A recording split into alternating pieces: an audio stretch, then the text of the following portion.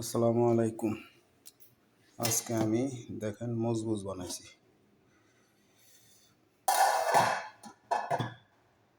মানে মজবুজ হইল মশলা দিয়া ভাত, দেখছেন? হইলো চিকেন মানে মুরগির মাংস দিয়ে মজবুজ বানাইছি।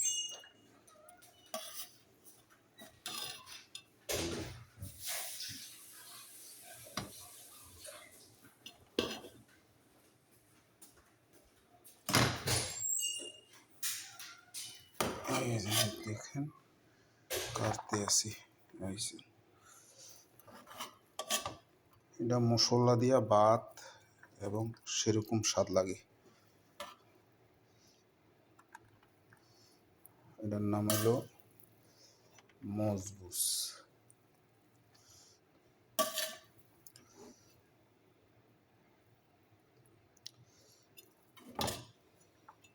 মশলা দিয়া ভাত।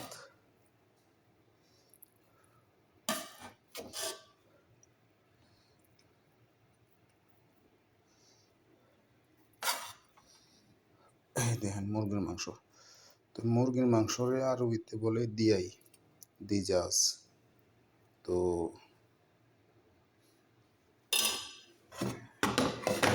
এই যে দেখেন,